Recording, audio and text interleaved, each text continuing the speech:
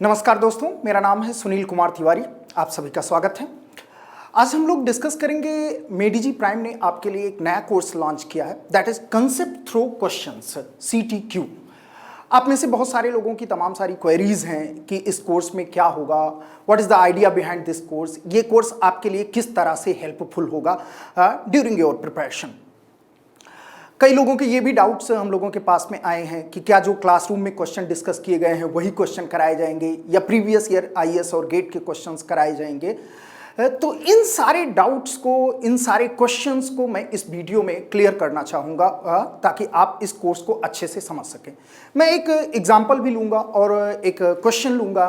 एक सब्जेक्ट है electronic devices and circuits, उस सब्जेक्ट का एक क्वेश्चन लेकर के एक्सप्लेन करने की कोशिश करूँगा कि हम लोगों का क्या मोटो है इस कोर्स के पीछे, इस कोर्स को लाने के पीछे, what is the motto behind this course.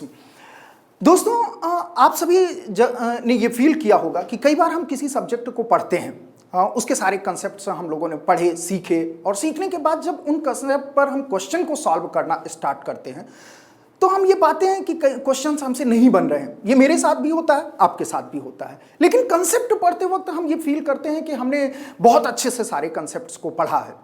जैसे उदाहरण के तौर पर अगर आपने कभी मुझसे मटेरियल साइंस पढ़ा होगा या EDC पढ़ा होगा तो हम लोग एक एनर्जी बैंड डायग्राम की बात करते हैं।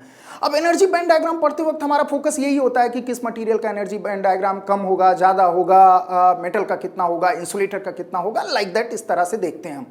लेकिन जब हम क्वेश्चन करना स्टार्ट करते हैं तो वहाँ वो टेम्परेचर के साथ उसका रिलेशन या इंटर एटॉमिक स्पेसिंग के साथ उसका रिलेशन एस्टेब्लिश करके और कुछ इस तरह के क्वेश्चंस बना देते हैं जिन बातों को पढ़ते वक्त शायद हमने ध्यान नहीं दिया होता है।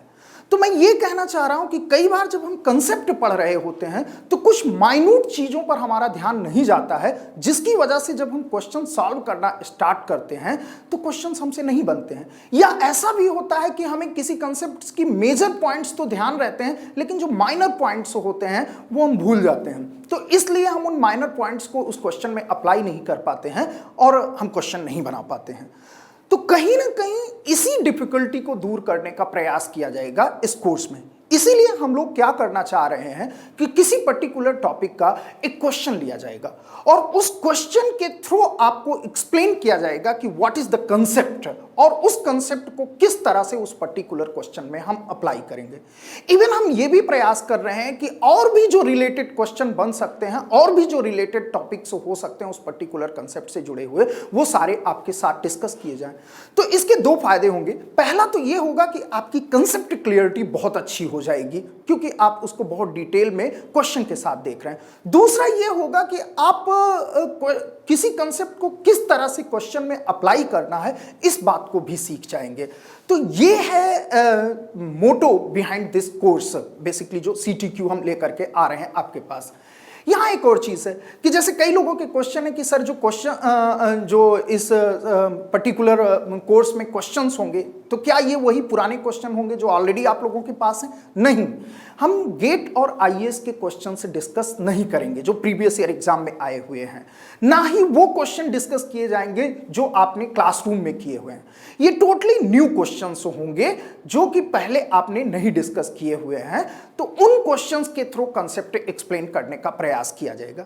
यहां एक चीज और ध्यान दें, अगर आपने कभी प्रीवियस ईयर के एग्जाम्स को एनालाइज किया हो, चाहे वो इंजीनियरिंग सर्विसेज के लास्ट 10 ईयर्स के पेपर को एनालाइज किया हो या गेट के या सिविल सर्विसेज के पेपर्स को जब आपने एनालाइज किया होगा तो देखा होगा कि किसी सब्जेक्ट में, सपोज कोई मेजर सब्जेक्ट है, बड़ी से बड़ी सब्जेक्ट है, एनालॉग इलेक्ट्रॉनिक्स है, इलेक्ट्रॉनिक डिवाइसेस हैं, इस तरह की सब्जेक्ट है, तो मेजर सब्जेक्ट में भी मैक्सिमम 40, 50 या एट मैक्स 60 कंसेप्ट्स होंगे। उन्हीं कंसेप्ट्स पर बार बार क्वेश्चंस रिपीट हो रहे हैं।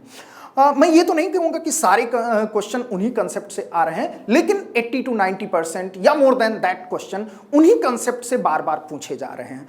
तो हम लोग क्या करना चाहते हैं कि हर सब्जेक्ट में उस सब्जेक्ट की रिक्वायरमेंट के हिसाब से जो ये इंपॉर्टेंट कंसेप्ट हैं, जहां से 80-90% क्वेश्चन रिपीट हो रहे हैं, उन इंपॉर्टेंट कंसेप्ट्स पर क्वेश्चन ले करके और आपके साथ एक्सप्लेन करेंगे उन क्वेश्चंस को।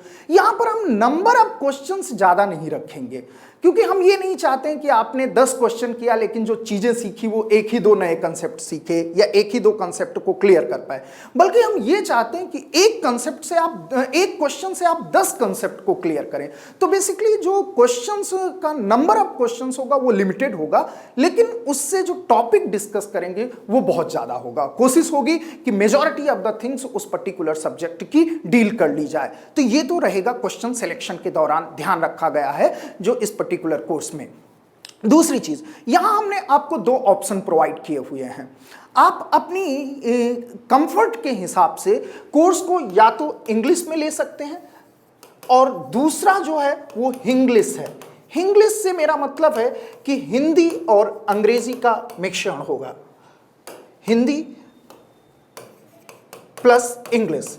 हिंदी प्लस इंग्लिश जैसे मैं अभी बोल रहा हूं, जैसा हम लोग नॉर्मल डे टू डे जो लैंग्वेज यूज करते हैं उसकी बात कर रहा हूं, तो यहां पर हम जो एक्सप्लेनेशन देंगे वो हिंदी अंग्रेजी को मिक्स करके होगी।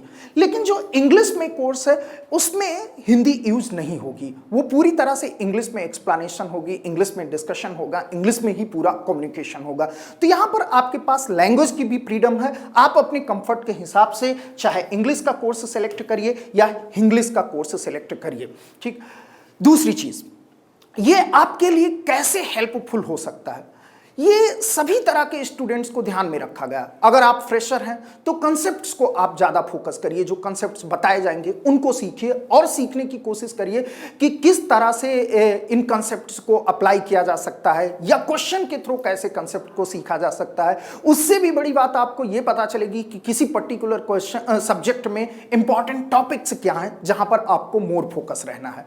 अगर आप रिपीटर हैं, आपने 1 साल प्रिपरेशन की है लेकिन आपके एक्सपेक्टेड रैंक या एक्सपेक्टेड मार्क्स नहीं आए हैं, तो ऑब्वियसली कहीं ना कहीं कोई कमी रह गई है, चाहे वो कंसेप्ट की क्लियरिटी में कमी रह गई है या उन कंसेप्ट्स को आप अच्छे से अप्लाई नहीं कर पा रहे हैं। अब अगर कंसेप्ट की क्लियरिटी नहीं होती तो स्पीड भी अच्छी नहीं बनती एग्जाम में, तो ये सारे कारण भी हो सकते हैं। तो आपको भी इस कोर्स से ये फायदा मिल सकता है कि अगर कहीं भी कोई ग्रे एरिया है जहां पर आप बहुत अच्छे से स्कोर नहीं कर पा रहे हैं तो उसको भी क्वेश्चंस के थ्रू आप क्लियर कर सकते हैं। तो basically this course is design keeping in mind to all the students whether they are fresher या आप पहले से प्रिपरेशन कर रहे हो, सभी के लिए ध्यान में रखा गया। यहां पर कई लोगों का यह भी क्वेश्चन है कि हम लोगों ने गेट और आईएएस दोनों को साथ में रखा है, इसके पीछे क्या मोटो होगा, हमने गेट को सेपरेट नहीं किया। हालांकि 2 ब्रांचेस में किया गया है, सीएस के लिए और आईएन के लिए, इंस्ट्रूमेंटेशन के लिए, लेकिन रिमेनिंग जो हमारी कोर ब्रांचेस हैं ईसी, इलेक्ट्रिकल, सिविल और मैकेनिकल, इसमें गेट और आईएएस का सिलेबस दोनों का एक ही कोर्स रखा गया। उसके पीछे एक कारण है बेटा, आप अगर इंजीनियरिंग सर्विसेज के क्वेश्चंस देखोगे या सिविल सर्विसेज के क्वेश्चंस देखोगे तो वो बहुत ही इलस्ट्रेटिव टाइप ऑफ क्वेश्चंस हैं। कई बार एमसीक्यूज में भी देखोगे कि जो assertion reason type of question होते हैं या कंसीडर द फॉलोइंग स्टेटमेंट, जहां 1 2 3 4 स्टेटमेंट्स होते हैं एंड देन आपको सेलेक्ट करना होता है कि कौन से स्टेटमेंट करेक्ट हैं या इनकरेक्ट हैं। तो इस तरह के क्वेश्चंस जो हैं वो बहुत ही कंसेप्चुअल क्वेश्चंस हैं। कई बार न्यूमेरिकल क्वेश्चंस भी बहुत अच्छे पूछे गए हैं, इंजीनियरिंग सर्विसेज में भी गेट में तो अच्छे न्यूमेरिकल क्वेश्चन पूछे ही जाते हैं। तो अगर हम सिर्फ गेट के क्वेश्चंस डिस्कस करते तो समवेयर कहीं ना कहीं हम लोग खुद को लिमिटेड कर लेते। जो कंसेप्ट सीखने की प्रक्रिया है ना, ये इलस्ट्रेटिव क्वेश्चन से बहुत ज्यादा समझ में आती है एज कंपेयर्ड कि कहीं ना कहीं हम अगर अपना डोमेन श्रिंक कर लेंगे, छोटा कर लेंगे, तो फिर बहुत अच्छे से कंसेप्ट्स को सीख नहीं पाएंगे। तो कंसेप्ट सीखना मेन उद्देश्य है इस कोर्स का, इसलिए हम लोगों ने यहां पर गेट और आईएएस दोनों के क्वेश्चंस को इंक्लूड करने का प्रयास किया है। तो आप देखेंगे कि इस कोर्स में न्यूमेरिकल क्वेश्चंस भी कराए जाएंगे, थ्योरेटिकल क्वेश्चंस भी कराए जाएंगे और एमसीक्यू भी कराए जाएंगे, स्टेटमेंट वाले क्वेश्चन भी कराए जाएंगे। तो हर तरह के क्वेश्चन होंगे ताकि आप लगभग ब्रॉड वे में सब्जेक्ट के सारे कंसेप्ट्स को इंक्लूड कर सकें, रिवाइज भी कर सकें अगर आपने पहले प्रिपरेशन की है, और अगर आपने पहले प्रिपरेशन नहीं की है, फ्रेशर हैं, तो कम से कम नए कंसेप्ट्स को आप सीख सकें, एब्जॉर्ब कर सकें। ठीक। दूसरी चीज, आप जब भी किसी पर्टिकुलर लेक्चर को देखिए, तो सपोज एक क्वेश्चन हमने आपके साथ डिस्कस किया किसी पर्टिकुलर कंसेप्ट पर और आपने उस लेक्चर को देखा, तो अब आपका काम क्या रहेगा कि उस लेक्चर को देखने के बाद आप प्रीवियस ईयर गेट, आईएएस और सिविल सर्विसेज के उस टॉपिक से जुड़े हुए क्वेश्चंस को सॉल्व करिए। और सॉल्व करके देखिए कि क्या जो चीजें आपने सीखी है उससे आपको क्वेश्चन सॉल्व करने में कोई मदद मिल रही है या नहीं मिल रही है। मुझे पूरी उम्मीद है कि आप बहुत ही कंफर्टेबल फील करोगे क्वेश्चंस को सॉल्व करने में। उसके बाद टेस्ट सीरीज में अपीयर करिए और अपना परफॉर्मेंस इवैल्यूएट करिए, उस सब्जेक्ट में आपकी प्रिपरेशन हो जाएगी। ठीक, ये डाउट बिल्कुल भी नहीं होना चाहिए कि गेट और आईएएस के वही क्वेश्चन डिस्कस कर लिए जाएंगे जो पिछले ईयर आए हुए हैं। नहीं, न्यू क्वेश्चंस डिस्कस किए जाएंगे। हालांकि वो questions on the pattern of the exam होंगे, in synchronism with the requirement of the exam होंगे। तो ये हम लोगों का इस कोर्स के पीछे पूरा आइडिया है। इस कोर्स को पढ़ाने के लिए जो भी मेडीजी के टीचर्स हैं कंसर्न्ड सब्जेक्ट के, वही इस कोर्स में आपके सामने आएंगे। हमारे सारे टीचर्स जो कोर फैकल्टी मेंबर्स हैं मेडीजी के रेस्पेक्टिव ब्रांचेस में, वो इस कोर्स को आपके साथ डील कर रहे होंगे। और इन क्वेश्चंस को उन टीचर्स ने ही स्वयं डिजाइन किया है ताकि वो कंसेप्ट को एक्सप्लेन करने में या उसकी जो भी रिक्वायरमेंट है उसको अच्छे से डील कर सकें। तो ये क्वेश्चंस भी कंसर्न टीचर के द्वारा डिजाइन है और जो कोर फैकल्टी मेंबर्स का ग्रुप है वही लेगा। इंग्लिश और हिंदी दोनों के कोर्सेज में क्वेश्चंस जो होंगे वो ऑलमोस्ट सिमिलर होंगे। 1-2% का वेरिएशन नेट मैक्स हो सकता है, उससे ज्यादा नहीं होगा। मोस्ट ऑफ द केसेस में आप देखोगे कि फैकल्टीज भी लगभग सेम है, लेकिन हो सकता है कि कोई फैकल्टी हिंदी में कंफर्टेबल ना हो, मेनली इंग्लिश में कंफर्टेबल हो, तो उस केस में फैकल्टीज सब्जेक्ट में चेंज हो सकते हैं। बाकी मोर और लेस आप देखोगे कि ऑलमोस्ट सेम फैकल्टी ग्रुप है जो कि दोनों ही कोर्सेज के लिए रहेगा। मैं यहां पर आज आपके साथ आपको एक डेमो देने के लिए कि इस कोर्स में हम लोग क्या करना चाह रहे हैं, कैसे इस कोर्स में आपके साथ जुड़ना चाह रहे हैं, उसके लिए मैंने एक क्वेश्चन लिया है और उस क्वेश्चन के थ्रू मैं एक्सप्लेन करूंगा कि what is in our mind behind designing this course which is known as CTQ concept through questions. आइए, जो क्वेश्चन हमने लिया है वो ये है। ये एक थ्योरेटिकल क्वेश्चन हमने लिया हुआ है। इसका मतलब ये बिल्कुल मत समझिएगा कि सिर्फ थ्योरेटिकल क्वेश्चन डिस्कस किए जाएंगे, नहीं, न्यूमेरिकल क्वेश्चंस भी होंगे। जैसे मैं पर्टिकुलरली अपनी सब्जेक्ट की बात करूं, मैं आपके साथ EDC डिस्कस करूंगा, electronic devices and circuits. Electronic devices and circuit में प्रोबेबली ये ओनली क्वेश्चन होगा जो कि थ्योरेटिकल है, बाकी मोस्टली क्वेश्चन जो होंगे वो इलस्ट्रेटिव होंगे या न्यूमेरिकल होंगे। लेकिन मैंने यही क्वेश्चन क्यों लिया है उसके पीछे एक कारण है। ये question concept of energy band diagram से जुड़ा हुआ है। अब concept of energy band diagram कई सब्जेक्ट का कॉमन टॉपिक है। जैसे अगर आप मटेरियल साइंस के स्टूडेंट हैं तो मैंने आपको concept of energy band diagram पढ़ाया होगा। अगर आप इलेक्ट्रॉनिक्स के स्टूडेंट हैं तो EDC की बिगनिंग ही होती है concept of energy band diagram से। अगर आप इलेक्ट्रिकल इंजीनियरिंग के स्टूडेंट हैं तो बेसिक इलेक्ट्रॉनिक्स या एनालॉग इलेक्ट्रॉनिक्स की बिगनिंग होती है आपके concept of energy band diagram से। तो क्योंकि ये कंसेप्ट बहुत सारी ब्रांचेस में कॉमन है तो ज़्यादा लोगों के क्वेश्चंस को मैं डील कर सकूं, इसलिए मैंने इस पर्टिकुलर क्वेश्चन को लिया है, इस थ्योरेटिकल क्वेश्चन को लिया है। अब इसके थ्रू मैं आपसे डिस्कस करना चाहता हूं कि how we are coming in this particular course that is known as CTQ। जरा क्वेश्चन को पहले देखते हैं। Consider the following statements regarding the energy band gap. तो पहले देखें एक एक वर्ड बड़े ध्यान से कि हम एनर्जी बैंड गैप की बात कर रहे हैं कहां, मटीरियल्स के लिए। मेनली जो मटेरियल्स हम डिस्कस करते हैं वो सॉलिड्स, तो आप ये कह सकते हैं कि सॉलिड्स में एनर्जी बैंड गैप की बात की जा रही है, पहली चीज। दूसरी चीज कह रहा कि the energy band gap is decided by the equilibrium inter atomic distance. अब हमें यह भी जानना चाहिए कि इंटर एटॉमिक डिस्टेंस क्या होती है, तभी हम कंक्लूड कर पाएंगे कि इंटर एटॉमिक डिस्टेंस डिसाइड कर रही है एनर्जी गैप को या नहीं डिसाइड कर रही है। ठीक है, तो इक्विलिब्रियम इंटर एटॉमिक डिस्टेंस की बात करना है। In semiconductors band gap increases with temperature, यानी सेमीकंडक्टर में बैंड गैप का टेम्परेचर के साथ क्या रिलेशन है, ये भी डिस्कस करना पड़ेगा इस क्वेश्चन को आंसर करने के लिए। एंड देन अगेन कह रहा है कि the energy band diagram of a real semiconductor, real semiconductor जैसे सिलिकॉन, जर्मेनियम, यानी आइडियल कोई हाइपोथेटिकल मटेरियल नहीं, जो रियल मटेरियल्स हैं जो इंडस्ट्री में हम यूज कर रहे हैं डिवाइसेस बनाने के लिए, silicon, germanium, gallium arsenide etcetera, उनकी बात कर रहा। तो कह रहा है कि जो real the energy band diagram of a real semiconductor can not be represented by a flat conduction and valence band due to presence of energy states in the forbidden energy gap. तो यहाँ एक term ये भी आ गया forbidden energy gap, ये भी हमें जानना जरूरी है। ठीक है, एंड एनर्जी स्टेट्स एक वर्ड यूज किया है, हमें पहले यही पता होना चाहिए कि आखिर एनर्जी स्टेट क्या है, तब कहीं जा करके हम इस क्वेश्चन को पूरी तरह से समझ पाएंगे और इसका आंसर दे पाएंगे। अगर इन सारे टर्म्स को हम बहुत अच्छे से एक्सप्लेन कर लें तो और भी बहुत सारे क्वेश्चन इन पे बन सकते हैं कि किसी पर्टिकुलर टेम्परेचर पर बैंड गैप क्या है, या लैटिस कांस्टेंट के साथ बैंड गैप का क्या रिलेशन होता है, या बॉन्डिंग के साथ बैंड गैप का क्या रिलेशन होता है, या डिफरेंट डिफरेंट मटेरियल में बैंड गैप की वैल्यू क्या होती है। तो ये बहुत सारी चीजें डिस्कस की जा सकती हैं थ्रू दिस कंसेप्ट। कैसे, आइए जरा देखते हैं। यहां एक चीज देखें बेटा, हम क्या बात कर रहे हैं कि हम सॉलिड की बात कर रहे हैं, ठीक है। सॉलिड का मतलब है कि जहां पर लार्ज नंबर ऑफ एटम्स एक दूसरे के क्लोजर आकर के बॉन्डिंग किए होंगे एंड देन जाकर के एक क्रिस्टल स्ट्रक्चर प्रिपेयर हुआ होगा। तो अब जब लार्ज नंबर ऑफ एटम्स एक दूसरे के पास में आएंगे तो ऑब्वियसली उनके बीच में बॉन्डिंग होगी। हम जानते हैं कि एटम्स में 3 तरह की बॉन्डिंग होती है मेनली, अगर प्राइमरी बॉन्डिंग की बात कर रहे हैं। वो कौन कौन सी बॉन्डिंग होगी? पहली bonding ionic bonding. Ionic bonding basically एक पॉजिटिव चार्ज और एक नेगेटिव चार्ज के बीच का अट्रैक्शन फोर्स है, सबसे स्ट्रॉन्गेस्ट एटॉमिक बॉन्डिंग है। दूसरी हमारी कोवैलेंट बॉन्डिंग जो शेयरिंग ऑफ इलेक्ट्रॉन के कारण होती है, और तीसरी मेटालिक बॉन्डिंग जो मेटल्स के बीच में पाई जाती है, एक इलेक्ट्रॉन क्लाउड और कैटायन लैटिस के बीच में।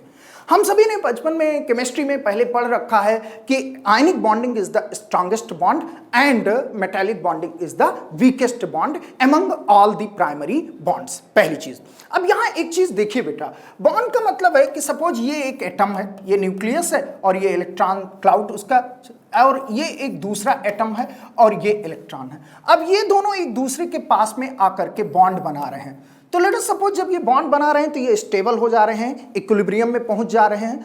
तो अब इन दोनों एटम्स के बीच की जो डिस्टेंस है इक्विलिब्रियम में जो बॉन्ड बन गया है, तो उस डिस्टेंस को ही हम नाम दे रहे हैं इंटर एटॉमिक स्पेसिंग, यानी 2 एटम्स के बीच का space. Inter atomic spacing, 2 atoms के बीच का स्पेस, ठीक है। अब आइए देखिए जरा, इंटर एटॉमिक स्पेसिंग हमें पता चल गया कि it is the space between the 2 atoms. एक चीज देखें, अगर बॉन्ड बहुत मजबूत होगा तो दोनों एटम एक दूसरे के बहुत क्लोज आ जाएंगे। अगर एटम्स एक दूसरे के बहुत क्लोज आ जाएंगे तो इंटर एटॉमिक स्पेसिंग कम होगी, ठीक। लेकिन अगर बॉन्ड वीक होगा तो एटम्स एक दूसरे से दूर होंगे तो इंटर एटॉमिक स्पेसिंग ज्यादा होगी। तो हम ये कह सकते हैं कि inter atomic spacing bond strength से कनेक्ट की जा सकती है। बॉन्ड जितना मजबूत होगा इंटर एटॉमिक स्पेसिंग उतनी कम होगी, और बॉन्ड जितना वीक होगा इंटर एटॉमिक स्पेसिंग उतनी ही ज्यादा होगी। तो आपने 2 चीजें यहां पर समझी। पहली चीज ये समझी कि इंटर एटॉमिक स्पेसिंग क्या है, जब बॉन्ड बन चुका है तो उस समय 2 एटम्स के बीच की जो दूरी है उसे ही हम इंटर एटॉमिक स्पेसिंग कह रहे हैं। और ये कम कब होगी? जब बॉन्ड बहुत मजबूत होगा, बहुत ही स्ट्रांग होगा, यानी आप कह सकते हो सबसे कम होगी आयनिक के केस में, एंड ज्यादा कब होगी? जब बॉन्ड हमारा वीक होगा, यानी आप कह सकते हो कि मेटालिक के केसेस में, ठीक। अब आपने अगर कभी क्रिस्टलोग्राफी पढ़ा हो, सपोज हम सिंपल क्यूबिक क्रिस्टल स्ट्रक्चर की बात करें तो ये इंटर एटॉमिक स्पेसिंग हो गई। अब सिंपल क्यूबिक स्ट्रक्चर में आपने लैटिस कांस्टेंट यानी क्यूब की एज लेंथ ए और इंटर एटॉमिक स्पेसिंग के बीच में एक रिलेशन पढ़ा होगा। ऐसे ही बीसीसी के लिए इंटर एटॉमिक स्पेसिंग और एज लेंथ के बीच में रिलेशन होगा, एफसीसी के लिए होगा। मैं ये कहना चाह रहा हूं, वो रिलेशंस मैं यहां नहीं डिस्कस करना चाह रहा हूं, मैं इस क्वेश्चन में क्रिस्टलोग्राफी को नहीं लाना चाह रहा हूं, लेकिन मैं ये कह रहा हूं कि इंटर एटॉमिक स्पेसिंग और लैटिस कांस्टेंट, यानी जैसे जो यूनिट सेल है उस यूनिट सेल की डायमेंशन को आप लैटिस कांस्टेंट कह रहे हैं। सपोज क्यूबिक यूनिट सेल है तो जो क्यूब की एज लेंथ है, तो इंटर एटॉमिक स्पेसिंग और लैटिस कांस्टेंट दोनों इंटर रिलेटेड हैं।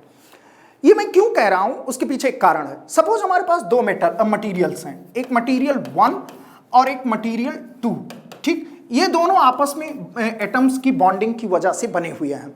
अब मटेरियल 1 में इंटर एटॉमिक स्पेसिंग x है और मटेरियल 2 में इंटर एटॉमिक स्पेसिंग y है।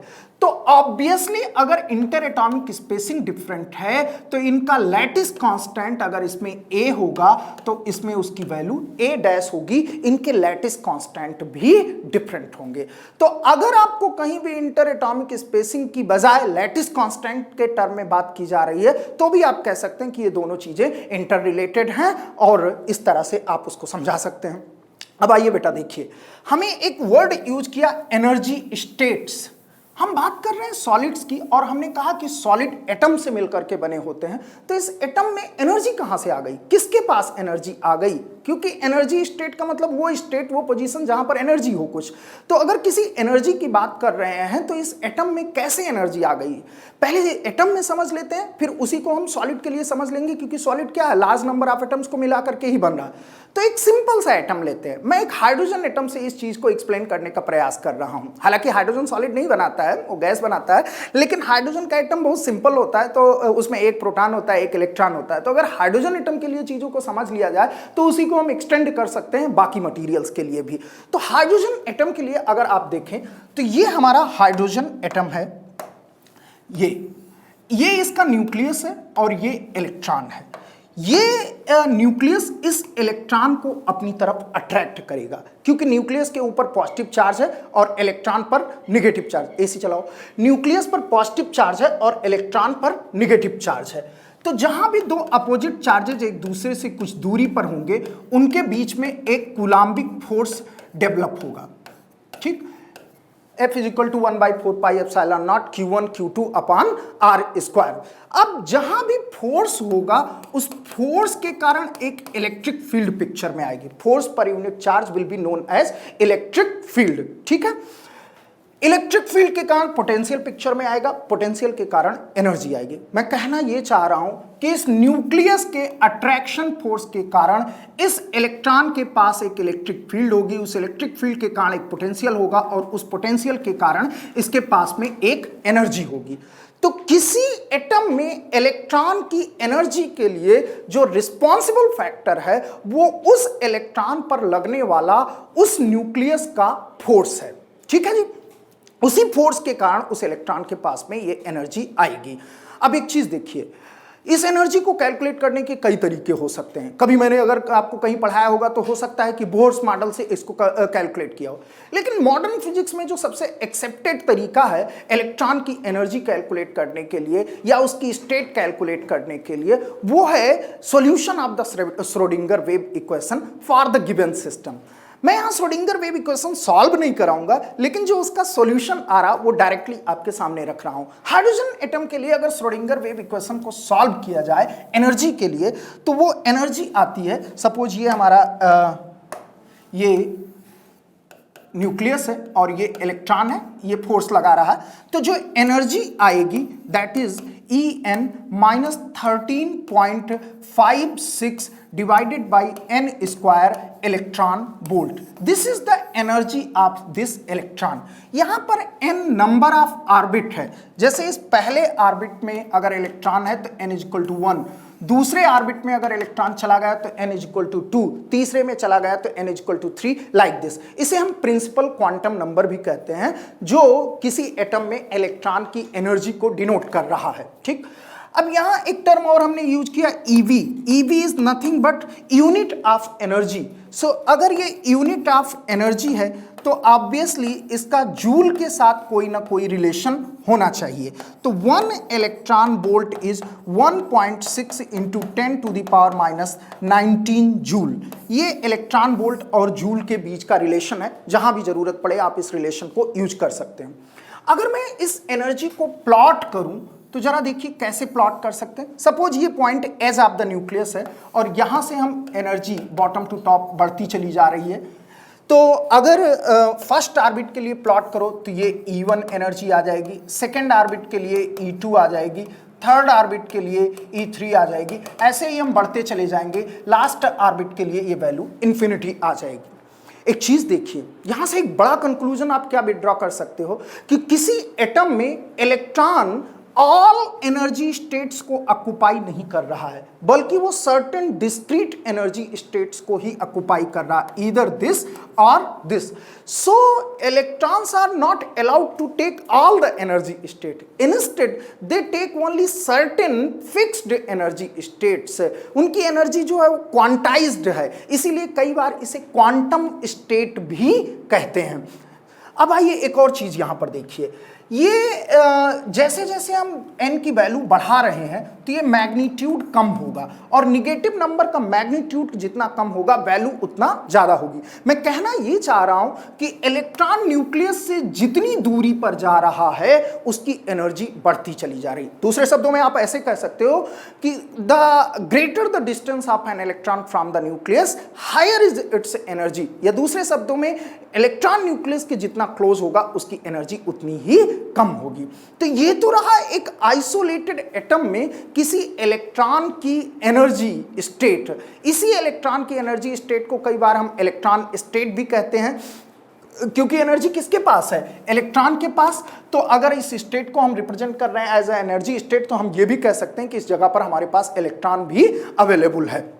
Now come to the point. ये एक सिंगल एटम के लिए रहा, लेकिन सॉलिड सिंगल एटम से तो नहीं बनेगा। सॉलिड के लिए तो हमें लार्ज नंबर ऑफ एटम्स को पास में लाना पड़ेगा, तभी सॉलिड बनेगा। तो अभी लार्ज एटम पर जाने से पहले हम दो एटम को एक साथ ला करके देखते हैं कि क्या एनर्जी में कोई चेंज आएगा या सेम रहेगी। तो लेट अस सपोज हम एक हाइड्रोजन मॉलिक्यूल की बात कर रहे हैं। तो हाइड्रोजन मॉलिक्यूल दो हाइड्रोजन एटम से मिल करके बना होता है। तो लेट अस सपोज ये एक हाइड्रोजन एटम है, ये न्यूक्लियस है और ये इलेक्ट्रॉन है। ये न्यूक्लियस इस इलेक्ट्रॉन को अट्रैक्ट करेगा और जिसके कारण इस इलेक्ट्रॉन के पास एक एनर्जी है E1 के बराबर। ठीक, ये दूसरा एटम है और इस एटम के पास में भी एक न्यूक्लियस है, एक इलेक्ट्रॉन है। ये इलेक्ट्रॉन इस न्यूक्लियस से अट्रैक्ट होगा और इस अट्रैक्शन के कारण एक इलेक्ट्रिक फील्ड पोटेंशियल और एक एनर्जी होगी, अगेन E1 होगी। सपोज ये दोनों एटम एक दूसरे से इनफाइनाइट डिस्टेंस पर हैं, फार अपार्ट हैं। तो अगर ये दोनों एक दूसरे से बहुत दूरी पर हैं तो इस एटम के ऊपर इस एटम के न्यूक्लियस या इलेक्ट्रॉन का कोई फोर्स नहीं लगेगा, एंड वाइस वर्सा। यानी ये एक दूसरे की प्रेजेंस को फील नहीं कर रहे हैं। अगर ये एक दूसरे की प्रेजेंस को फील नहीं कर रहे हैं तो इस इलेक्ट्रॉन की एनर्जी और इस इलेक्ट्रॉन की एनर्जी दोनों एग्जैक्टली सेम होगी। यानी हम ये कह सकते हैं कि when these two atoms are far apart, तो दोनों के लिए इलेक्ट्रॉन की जो एनर्जी है वो एग्जैक्टली सेम है, उसमें कोई डिफरेंस नहीं है। नाउ सपोज अब हम क्या कर रहे हैं कि इन एटम्स को एक दूसरे के पास में ला रहे हैं। Let us start to bring these atoms closer to each other.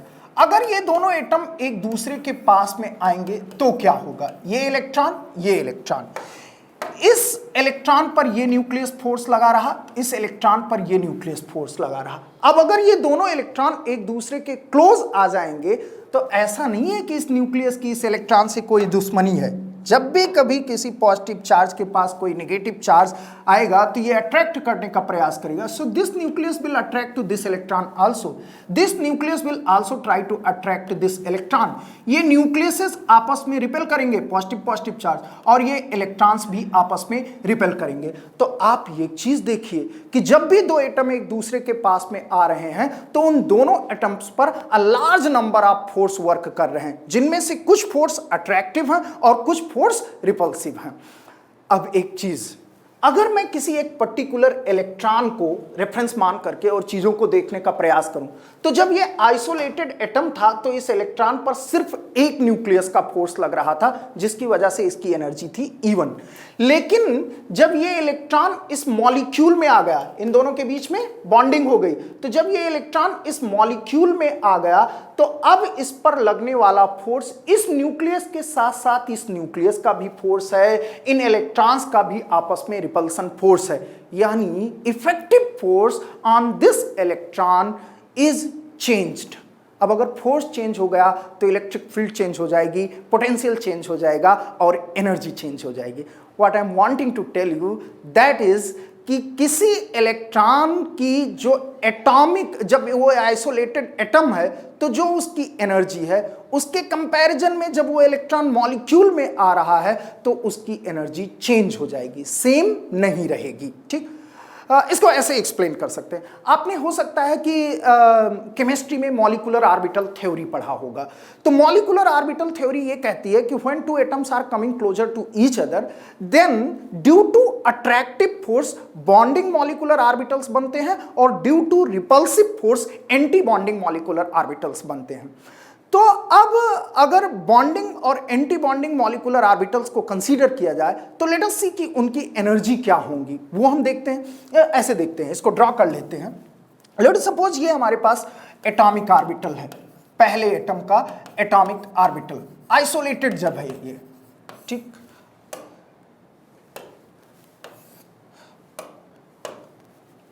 Atomic orbital दूसरे एटम का, आइसोलेटेड एटम जब ये एक दूसरे से बहुत दूरी पर है, ठीक, दूसरे एटम का एटॉमिक ऑर्बिटल।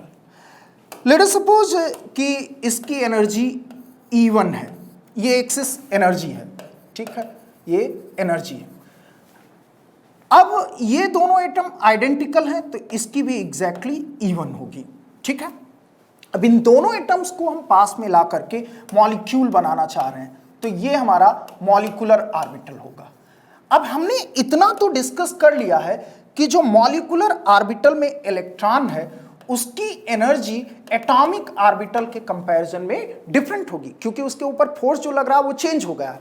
तो डिफरेंट होने का मतलब है कि इससे या तो कम या इससे ज्यादा, इसके बराबर बिल्कुल भी नहीं होने वाली है। अब आपको एक और चीज देखिए कि इनिशियली आपके पास सपोज ये एक एनर्जी स्टेट, ये एक एनर्जी स्टेट, तो दो एनर्जी स्टेट्स हैं, तो बॉन्डिंग होने के बाद भी टोटल दो ही एनर्जी स्टेट रहना चाहिए, और इसीलिए एक एनर्जी स्टेट को हम बॉन्डिंग मॉलिक्यूलर ऑर्बिटल और दूसरे को एंटी बॉन्डिंग मॉलिक्यूलर ऑर्बिटल नाम दे रहे हैं। नाउ यू सी दैट बेटा कि suppose bonding molecular orbital attraction force के कारण बन रहा है, तो अगर अट्रैक्शन फोर्स के कारण बन रहा तो ये दोनों ही न्यूक्लियस इलेक्ट्रॉन्स को अट्रैक्ट करने का प्रयास करेंगे। तो ये जो इलेक्ट्रॉन होगा ये मैक्सिमम टाइम इन दोनों न्यूक्लियस के बीच में रहेगा। आइसोलेटेड एटम में किसी इलेक्ट्रॉन को एक न्यूक्लियस अट्रैक्ट कर रहा था, जबकि मॉलिक्यूल में उसी इलेक्ट्रॉन को दो न्यूक्लियस अट्रैक्ट कर रहे हैं, तो ऑब्वियसली अट्रैक्शन फोर्स स्ट्रॉन्गर होगा, और अगर अट्रैक्शन फोर्स स्ट्रॉन्गर होगा तो ये electron more closer to the nucleus होगा, और इलेक्ट्रॉन न्यूक्लियस के जितना क्लोजर होगा उसकी एनर्जी उतनी ही कम होगी। So we can conclude that कि आइसोलेटेड एटम के कंपैरिजन में मॉलिक्यूल की एनर्जी, मॉलिक्यूल में अट्रैक्शन फोर्स के कारण जो स्टेट आ रही उसकी एनर्जी कम होगी। इसी तरह से जब रिपल्सन फोर्स के कारण होगा तो फोर्स स्ट्रांग होने के कारण फार डिस्टेंस पर चले जाएंगे, और डिस्टेंस जितनी ज्यादा हो जाएगी एनर्जी उतनी ही ज्यादा होगी। जैसा पीछे डायग्राम में हम लोगों ने देखा था कि न्यूक्लियस से जितनी दूरी पर इलेक्ट्रॉन होगा उतनी ही ज्यादा एनर्जी होगी, तो इसकी एनर्जी इन दोनों से ज्यादा हो जाएगी। इसको हम नाम दे रहे हैं बॉन्डिंग मॉलिक्यूलर ऑर्बिटल, इसको नाम दे रहे हैं एंटी बॉन्डिंग मॉलिक्यूलर ऑर्बिटल। मुझे मॉलिक्यूलर ऑर्बिटल थ्योरी में कोई इंटरेस्ट नहीं है। What I am wanting to explain you, जरा एक चीज देखिए कि इनिशियली जब हमारे पास एक आइसोलेटेड एटम था तो सिर्फ एक सिंगल एनर्जी स्टेट था, दोनों का इक्वल एनर्जी पर, लेकिन जैसे ये एक दूसरे के क्लोज आए आपस में इनके इंटरेक्शन के कारण ये एनर्जी स्टेट स्प्लिट होकर के दो एनर्जी स्टेट्स में कन्वर्ट हो गया, दो वैल्यू जिसके पास आ गई। जबकि शुरू में लेट अस सपोज ये आप 13 इलेक्ट्रॉन वोल्ट था, तो दोनों की एनर्जी क्या थी, 13 इलेक्ट्रॉन वोल्ट थी, लेकिन जब वो मॉलिक्यूल बन रहा पास में आ रहे हैं तो अब वो 13 इलेक्ट्रॉन वोल्ट ना हो करके एक की स्लाइटली कम हो गई और दूसरे की स्लाइटली ज्यादा हो गई, यानी एनर्जी स्टेट स्प्लिट होकर के दो एनर्जी स्टेट में कन्वर्ट हो गई। Big conclusion what I am wanting to withdraw is कि जब भी एटम्स पास में आ रहे हैं तो एक डिस्क्रीट एनर्जी लेवल स्प्लिट होकर के मल्टीपल एनर्जी लेवल में कन्वर्ट हो रहा। ये तो सिर्फ दो एटम की बात थी, सॉलिड होगा तो दो से तो बनेगा नहीं, मल्टीपल एटम्स आएंगे। Let us suppose n atoms मिलकर के सॉलिड बना रहे हैं, तो जो स्प्लिटिंग होगी वो n एनर्जी स्टेट में, सपोज ऐसे ही एटम थे तो n एनर्जी स्टेट्स में कन्वर्ट हो जाएगी। अब ये अगर n की वैल्यू सफिशिएंटली लार्ज है तो इन स्टेट्स के बीच का गैप बहुत कम होगा और हमें एक बैंड बनता हुआ दिखाई दे जाएगा। तो हम ये कह सकते हैं कि एक आइसोलेटेड एटम के केस में तो इलेक्ट्रॉन के पास सिंगल एनर्जी स्टेट होता है, लेकिन सॉलिड के केस में एटम्स के आपस के इंटरेक्शन की वजह से एनर्जी स्टेट से स्प्लिट होकर के एक बैंड में कन्वर्ट हो जाती हैं। तो यहां तक तो बात हो गई कि बैंड कैसे बनता है, एनर्जी स्टेट क्या है। ये एनर्जी स्टेट्स क्या है, solution of the Schrodinger wave equation for the given system. वो सिस्टम अगर मॉलिक्यूल है तो उसके लिए, एटम है तो उसके लिए, या अगर वो सिस्टम आपका क्रिस्टल है तो उसके लिए, तो ये सॉल्यूशन है। अब एक चीज और भी देखिए अगर हम सॉलिड की बात करें, बेसिकली हम यहाँ सेमीकंडक्टर की बात करना चाहते हैं क्योंकि हमारे क्वेश्चन में जो मेनली फोकस है वो सेमीकंडक्टर मटेरियल पे है। तो एक रियल सेमीकंडक्टर जो कि हमारा सिलिकॉन पॉपुलरली यूज होता है, उसका एग्जांपल लेकर के एनर्जी बैंड डायग्राम के कंसेप्ट को समझने का प्रयास किया जाए। तो सिलिकॉन का एटॉमिक नंबर कितना होता है? 14। ये हमारा सिलिकॉन है और इसका एटॉमिक नंबर है 14।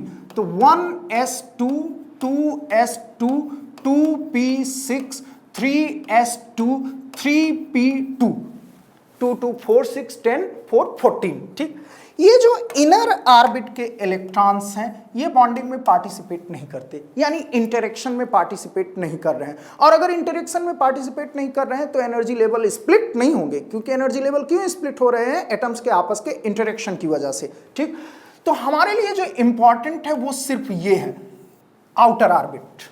ठीक, 3s और 3p के जो एनर्जी लेवल्स हैं। अब एक महोदय थे पाउली ये कहते थे कि इन एनी एटम या इन एनी सिस्टम, अगर वो क्रिस्टल है तो सिस्टम और एटम है तो isolated atom, no two electrons can have all the 4 quantum number same. किसी एक एटम में किन्हीं 2 इलेक्ट्रॉन की चारों क्वांटम नंबर सेम नहीं हो सकती हैं, स्पिन को भी इंक्लूड करके। ठीक है, तो अगर चारों क्वांटम नंबर सेम नहीं हो सकती हैं तो इसको हम दूसरे वे में ये कह सकते हैं कि किन्हीं 2 इलेक्ट्रॉन के लिए जो सॉल्यूशन होगा वो कभी भी सेम नहीं होगा, डिफरेंट होगा। यानी दोनों अगर हम कहीं 2 इलेक्ट्रॉन को डिस्कस कर रहे हैं तो उनके लिए जो स्टेट्स आएंगी वो सेम ना होकर के डिफरेंट होंगी। तो अब आइए अगर देखें तो 3s में 2 इलेक्ट्रॉन होते हैं, इसका मतलब हमारे पास, अगर हम ये मान करके चल रहे हैं कि n एटम्स को लेकर के हम सॉलिड बना रहे हैं तो 2n स्टेट्स हो जाएंगी। ठीक है, और अगर 3p की बात कर रहे हैं तो p में कितने इलेक्ट्रॉन मैक्सिमम हो सकते हैं? 6।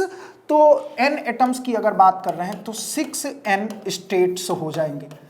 अब इन दोनों को अगर मिला दिया जाए तो बिफोर बॉन्डिंग हमारे पास टोटल 8n स्टेट्स अवेलेबल हैं।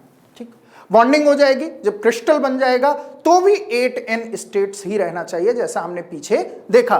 पीछे आप देखें कि बिफोर द बॉन्डिंग अगर हमारे पास हमने हाइड्रोजन का जैसा बनाया था वो हटा दिया कि बिफोर द बॉन्डिंग अगर हमारे पास 2 एनर्जी स्टेट्स थे तो आफ्टर द बॉन्डिंग भी 2 ही हो रहे हैं, एक बॉन्डिंग मॉलिक्यूलर और एक एंटी बॉन्डिंग। ठीक, अब वैसे ही यहां भी टोटल स्टेट्स कितनी रहेंगी? 8n states. एक दूसरी चीज जो साथ में डिस्कस करते चले वो ये है कि इस 2n स्टेट में हमारे पास s में 2 इलेक्ट्रॉन्स हैं तो n में कितने हो जाएंगे? 2n इलेक्ट्रॉन्स हो जाएंगे। ठीक, और इसी तरह से इस 6n में सिर्फ 2 इलेक्ट्रॉन हैं तो यहां भी 2n इलेक्ट्रॉन्स हो जाएंगे। तो अगर मैं टोटल देखूं तो out of these 8n states हमारे पास 4n इलेक्ट्रॉन्स हो जाएंगे। यानी 8n स्टेट्स में बेस्ट पॉसिबल केस में 4n स्टेट्स फिल्ड होंगी और 4n स्टेट्स एम्प्टी होंगी। ठीक, अब चलिए इन दोनों इस मटेरियल में जितने भी n एटम्स हैं उन सभी को हम पहले ये मान करके चल रहे हैं कि वो बहुत दूरी पर हैं एक दूसरे से, और हम एनर्जी और इंटर एटॉमिक स्पेसिंग के बीच में एक कर्व ड्रॉ करने का प्रयास कर रहे हैं। तो ये रहा हमारा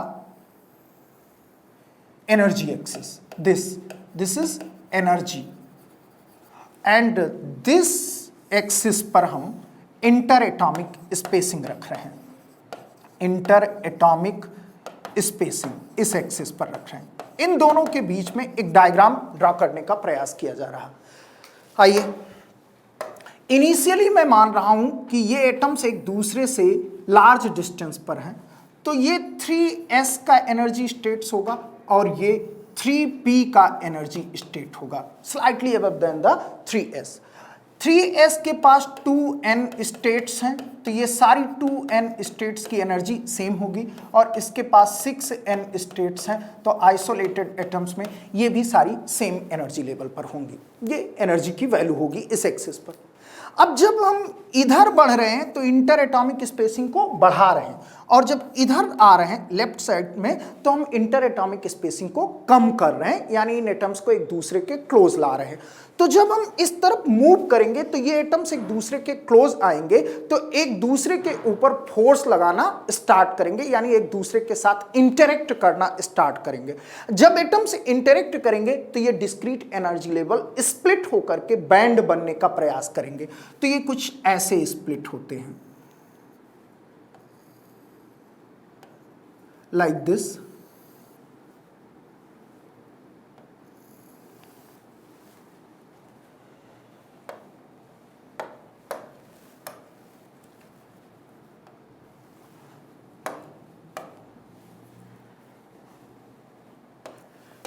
ये अच्छा, ये एग्जैक्ट जो शेप आता है ये श्रोडिंगर इक्वेशन को सॉल्व करने पर आपको मिलेगा।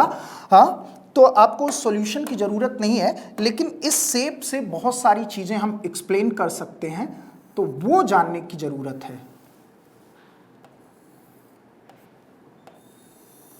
तो एक स्टेट ऐसी आएगी, इंटर एटॉमिक स्पेसिंग की कुछ ऐसी वैल्यू आएगी जिस वैल्यू के लिए ये सारी स्टेट्स जितनी भी हमारी थे 2n ये और 6n a ये टोटल 8n स्टेट्स मिक्स्ड हो जाएंगी।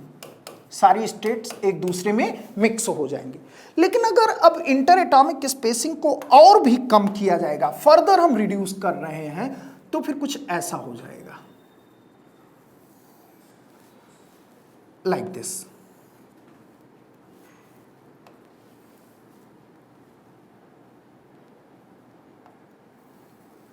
like this, ठीक, एग्जैक्टली इस शेप में ना जाए, ये ऐसे जाएगा, ठीक है। इसके बाद हमें जरूरत नहीं। देखें, अब सपोज किसी मटेरियल में इंटर एटॉमिक स्पेसिंग अगर इस जगह पर लाई कर रही है, तो आप देखिए इस जगह पर क्या, इसमें और इसमें क्या चेंज आ जाएगा। एक बड़ा चेंज है। यहां पर जितनी भी एनर्जी स्टेट्स हैं, ये जितनी भी हमारे पास एनर्जी स्टेट्स हैं, ये सारी की सारी 8n स्टेट्स ये मिक्स्ड हैं, इनके बीच में कोई गैप नहीं है, ठीक। लेकिन इस जगह पर आप देखें तो इस 8n स्टेट्स में से 4n स्टेट्स यहां आ गई और 4n स्टेट्स यहां पर आ गई, दो पार्ट्स में स्प्लिट हो गई, और इन दोनों के बीच में एक गैप क्रिएट हो गया। This one is the gap between these two energy states. अब हम जैसा कि जानते हैं कि इलेक्ट्रॉन या तो यहां रह सकता है या यहां रह सकता है, अलाउड एनर्जी स्टेट्स पर ही रह सकता है, बीच के गैप में नहीं रह सकता है। तो ये जो गैप है Eg, इसे नाम दिया जाता है forbidden energy gap. Forbidden energy gap. Forbidden word का मतलब होता है प्रोहिबिटेड, यानी electron is not allowed to stay in this gap. Electron can be either here or here but not in this gap, one thing, ठीक है।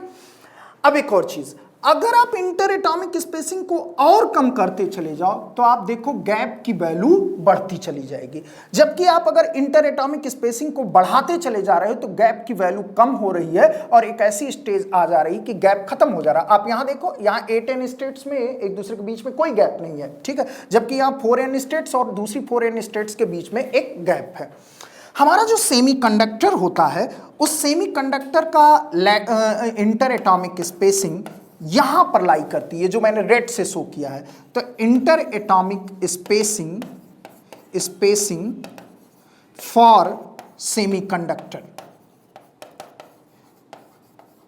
इसका मतलब यह हुआ कि सेमीकंडक्टर मटेरियल में, यानी जो सिलिकॉन जिसके लिए हम डिस्कस कर रहे हैं, लोअर 4n स्टेट्स और अपर 4n स्टेट्स के बीच में एक गैप आ जाएगा। तो ये जो लोअर 4n स्टेट्स हैं, इनको हम लोग नाम देते हैं वैलेंस बैंड। Valence band. और ये जो अपर 4n स्टेट्स हैं, इनको हम नाम देते हैं कंडक्शन बैंड, ठीक। और इसके बीच का गैप हमने आपको बता ही दिया है, ठीक। अब सपोज हम 0 केल्विन पर ये सारी चीज बात कर रहे हैं, तो 0 केल्विन पर कोई भी थर्मल एनर्जी नहीं होती है। तो electrons lowest possible energy state को ऑक्युपाई करने का प्रयास करेंगे। टोटल हमारे पास कितने इलेक्ट्रॉन्स हैं? 4n।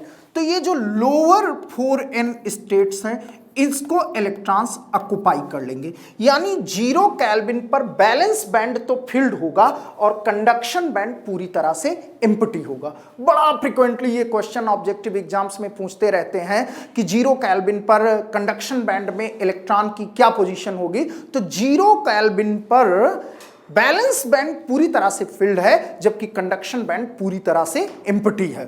ठीक, अब एक और चीज देखिए, ये जो इंटर एटॉमिक स्पेसिंग है, ये वाली जो हमने शो किया है, दिस इंटर एटॉमिक स्पेसिंग, ये इंटर एटॉमिक स्पेसिंग मेटल्स के लिए होती है। ठीक, और यहां पर कहीं अगर हम आते हैं, इस जगह देखना स्टार्ट करते हैं, तो ये इंटर एटॉमिक स्पेसिंग इंसुलेटर्स के लिए होगी। मैं ऐसा क्यों कह रहा हूं, उसका कारण है, इंसुलेटर्स बेसिकली आयनिक मटेरियल्स को हम इंसुलेटर की तरह ट्रीट कर सकते हैं। तो आप देखें, जब बॉन्ड बहुत मजबूत है, यानी आयनिक बॉन्ड, तो एटम्स के बीच की डिस्टेंस बहुत कम होगी, सबसे कम। ठीक है, अब एटम्स के बीच की डिस्टेंस बहुत कम है तो एनर्जी बैंड गैप बहुत ही ज्यादा है। फिर आयनिक से कम मजबूत कौन सा होता है? कोवैलेंट होता है। तो कोवैलेंट में इंटर एटॉमिक स्पेसिंग आयनिक के कंपैरिजन में थोड़ा ज्यादा होगी, तो यहां पर आ गए तो उस जगह पर जो बैंड गैप है वो थोड़ा सा कम हो गया। लेकिन अगर यही आप देखें मेटैलिक के केस में, तो मेटैलिक बॉन्ड सबसे वीकेस्ट बॉन्ड है, तो वीकेस्ट बॉन्ड के केस में इंटर एटॉमिक स्पेसिंग ज्यादा होगी, और अगर इंटर एटॉमिक स्पेसिंग ज्यादा होगी तो आप देख रहे हैं कि कोई भी गैप नहीं है। तो यहां से एक बड़ा कंक्लूजन हम ये भी विड्रॉ कर सकते हैं कि मेटल्स में एनर्जी गैप 0 होता है, कोई गैप नहीं है। ठीक है, जबकि हमारे सेमीकंडक्टर में एनर्जी गैप की कुछ वैल्यू होती है, स्मॉल वैल्यू होती है, जबकि इंसुलेटर में उसके कंपैरिजन में काफी ज्यादा होती है। तो बेसिकली ये एक बेस भी बन जाता है मटेरियल को क्लासिफाई करने का। एक बड़ा पॉपुलर क्वेश्चन वेरियस एग्जाम में पूछा जाता है कि बैंड गैप के बेसिस पर आप मटेरियल्स को किस तरह से क्लासिफाई करोगे, या कई बार स्टेटमेंट्स के क्वेश्चन में आपसे ये भी पूछ लेता है कि इंसुलेटर या सेमीकंडक्टर में से किसका बैंड गैप ज्यादा होगा, या मेटल्स के लिए जैसे जो क्वेश्चन है हमारा, उसी क्वेश्चन में ही मेटल्स का जिक्र किया गया है बैंड गैप के बारे में। तो अगर बैंड गैप के बेसिस पर हम अपने मटेरियल को क्लासिफाई करना चाहें तो हम 3 तरह से क्लासिफाई कर सकते हैं। कैसे? यदि एनर्जी बैंड गैप की वैल्यू 0 है, ठीक, तो यह हम ये कह सकते हैं कि बैंड्स आर ओवरलैपिंग, यानी बैंड्स का मतलब balance band and conduction band, इनके बीच में कोई गैप नहीं, ये ओवरलैप कर रहे हैं। बैलेंस बैंड शॉर्ट में and conduction band are overlapping. तो जो मटेरियल होगा उस मटेरियल को हम लोग नाम दे रहे हैं, this material will be known as conductor. ऐसा क्यों? उसका कारण देखो, ये टोटल 8n स्टेट्स हैं, सपोज इसी केस के लिए जो हमने देखा है, इसमें कोई गैप नहीं है, तो लोअर 4n स्टेट्स 0 केल्विन पर ऑक्युपाई होंगे। ठीक, ये लोअर स्टेट्स फिल्ड हैं एंड अपर स्टेट्स एम्प्टी होंगी। ठीक, अब अगर आप रूम टेम्परेचर पर आते हो तो क्योंकि कोई गैप नहीं है, तो रूम टेम्परेचर की एनर्जी इतनी सफिशिएंट होगी कि इन इलेक्ट्रॉन्स को एक्साइट करके एम्प्टी स्टेट्स पे पहुंचा देगी। अब ये इलेक्ट्रॉन्स हमारे फ्री टू मूव होंगे क्योंकि न्यूक्लियस से बहुत दूरी पर जा चुके हैं। जैसे ही आप इलेक्ट्रिक फील्ड लगाओगे करंट का फ्लो करा देंगे। सो बेसिकली हमारे पास huge number of electrons available होंगे। That's why these materials will have very good electrical conductivity, और हम इनको कंडक्टर कह रहे हैं। सारे मेटल्स हमारे इस कैटेगरी में आ जाते हैं। अब दूसरी कैटेगरी हमारे पास जो है वो ये आती है कि यदि energy gap is in the range of 1 electron volt, 0.7, 0.8, 1, 1.5, 2, कई मटेरियल में 2.3, 2.4 के आसपास भी पाई गई है। तो आप अगर बहुत प्रिसाइज होना चाहते हैं तो कह सकते हैं कि 3 इलेक्ट्रॉन वोल्ट से कम, उससे ज्यादा नहीं। तो बेसिकली होगा क्या कि बैलेंस बैंड और कंडक्शन बैंड, ये बैलेंस बैंड है और ये कंडक्शन बैंड है, इन दोनों के बीच में एक नैरो गैप है। ठीक है, 1 इलेक्ट्रॉन वोल्ट या 2 इलेक्ट्रॉन वोल्ट की रेंज का। तो 0 केल्विन पर तो ये सारी एनर्जी स्टेट्स जो बैलेंस बैंड की हैं ये फील्ड हैं और कंडक्शन बैंड एम्प्टी है। ये मटेरियल एक परफेक्ट इंसुलेटर की तरह काम करेगा। क्योंकि कंडक्शन बैंड में कोई इलेक्ट्रॉन नहीं, इसका मतलब कोई फ्री इलेक्ट्रॉन नहीं, यानी कोई करंट फ्लो नहीं करेगी। लेकिन अगर आप रूम टेम्परेचर पर आ रहे हो तो रूम टेम्परेचर की एनर्जी इतनी सफिशियंट होगी कि कुछ इलेक्ट्रॉन्स इस बैंड गैप को ओवरकम करके और कंडक्शन बैंड में पहुंच सकें। इट मींस व्हाट कि सेमीकंडक्टर मटेरियल में टेम्परेचर को बढ़ा करके उनकी कंडक्टिविटी को चेंज किया जा सकता है। ये एक बड़ा कंक्लूजन हम विड्रॉ कर सकते हैं, और वो इसलिए कि इनका बैंड गैप कम है तो टेम्परेचर बैलेंस बैंड से इलेक्ट्रॉन को कंडक्शन बैंड में पहुंचा सकता है।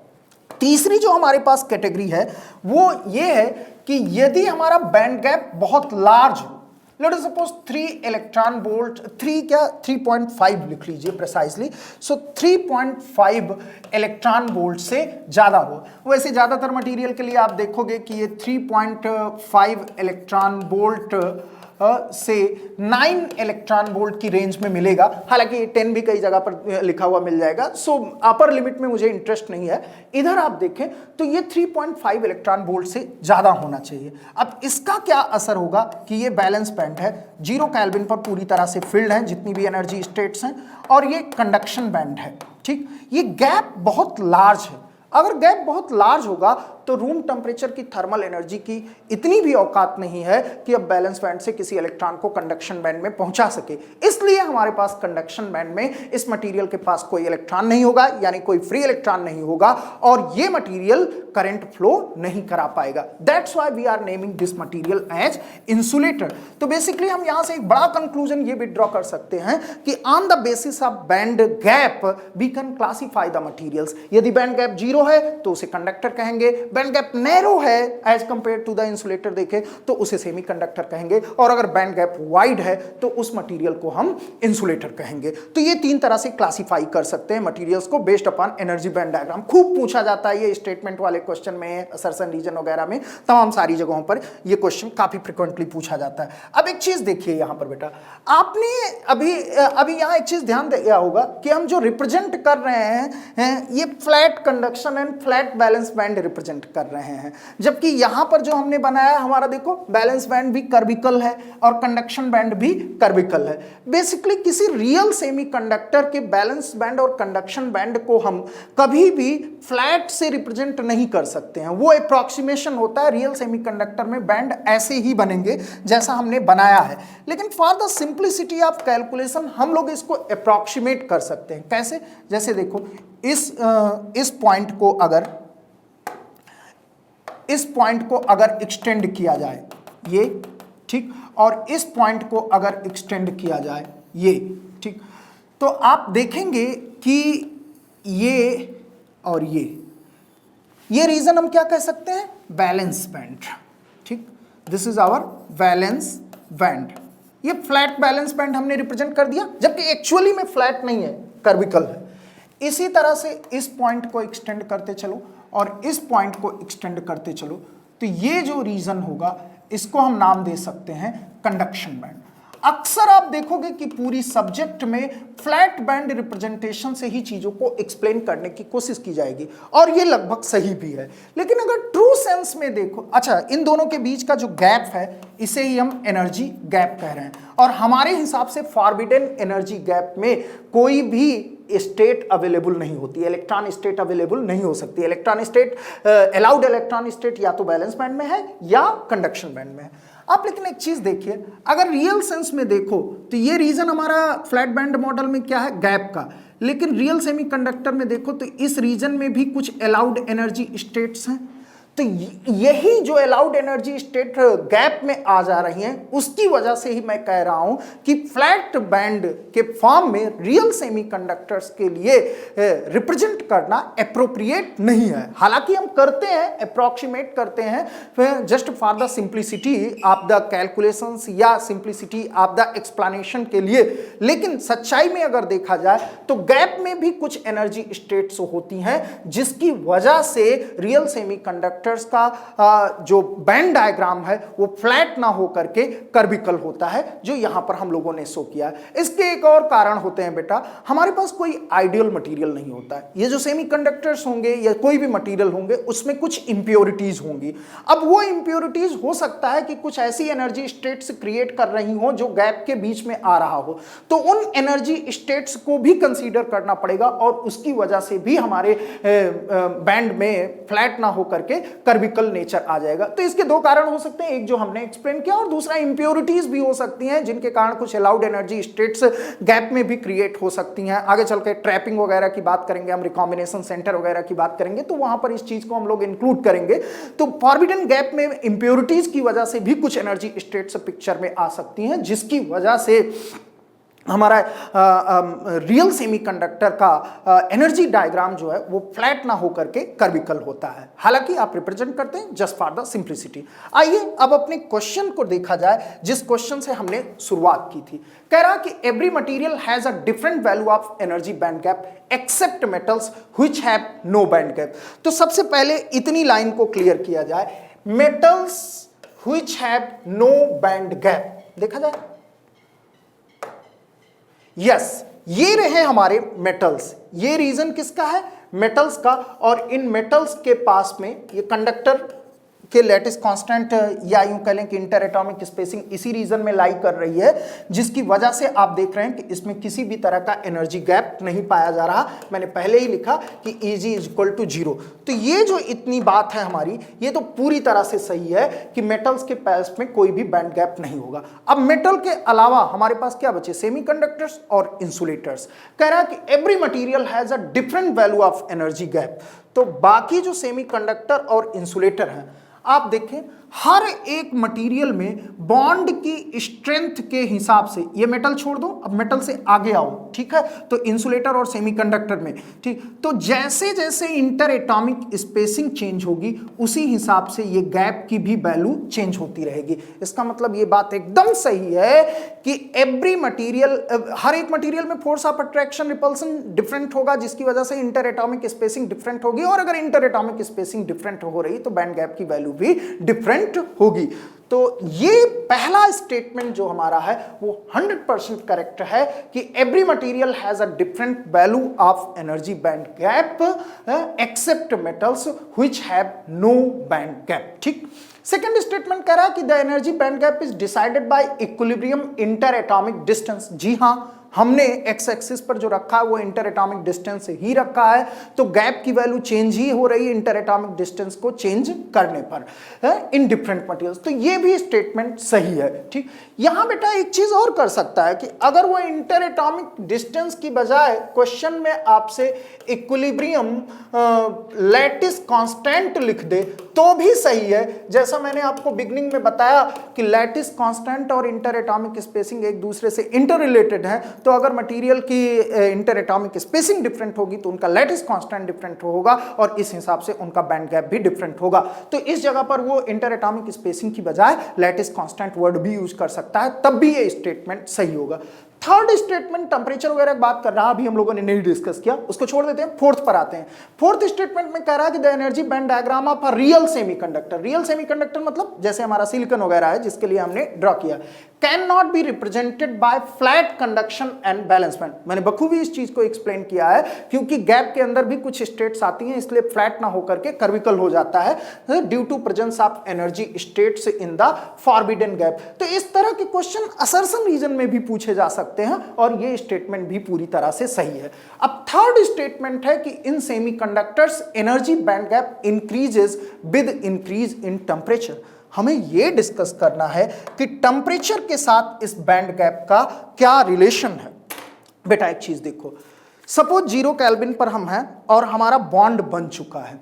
बॉन्ड जब बन रहा है तो हमारे जो एटम्स हैं वो आपस में इंटरेक्ट करके और सिस्टम की एनर्जी को कम कर दे रहे हैं। सिस्टम मतलब क्रिस्टल मान लो, यहाँ उसकी एनर्जी को मिनिमम कर दिया, तभी स्टेबिलिटी आई। वैसे भी आपने पढ़ा होगा कि स्टेबिलिटी और एनर्जी एक दूसरे के इनवर्सली प्रोपोर्शनल होते हैं। तो बेसिकली हम ये मान करके चल रहे हैं कि जब हमारा बॉन्ड बना उस समय सिस्टम स्टेबल है तो उसकी एनर्जी मिनिमम है। सपोज हम सेमीकंडक्टर के, अब मैं पूरा सेमीकंडक्टर पर ही फोकस रहूंगा क्योंकि वो पॉइंट सेमीकंडक्टर के बारे में है, भूल जाओ इंसुलेटर और मेटल को। तो सपोज हम किसी सेमीकंडक्टर, हमारा सेमीकंडक्टर जो 1-2 इलेक्ट्रॉन वोल्ट की रेंज वाला है, 1 से 2 या 3, तो लेट अस सपोज यहां से और यहां के बीच का जो है ये इंटर एटॉमिक स्पेसिंग में ही सारे सेमीकंडक्टर मटेरियल आ जा रहे हैं। तो अगर कोई सेमीकंडक्टर मटेरियल है जिसके लिए इंटर एटॉमिक स्पेसिंग ये है 0 केल्विन पर, तो उसके पास में बैंड गैप ये पाया जाएगा। ठीक, अब हम टेम्परेचर बढ़ाना स्टार्ट करें। तो टेम्परेचर बढ़ाने का मतलब हम क्या कर रहे हैं, उस क्रिस्टल को एनर्जी प्रोवाइड कर रहे हैं। तो जब वो 0 केल्विन पर था उसकी एनर्जी मिनिमम थी। अब अगर हम टेम्परेचर दे करके उसकी एनर्जी को बढ़ा रहे हैं, तो जैसे जैसे एनर्जी बढ़ेगी सिस्टम की स्टेबिलिटी कम होगी। स्टेबिलिटी कम होने का मतलब बॉन्ड वीक होगा।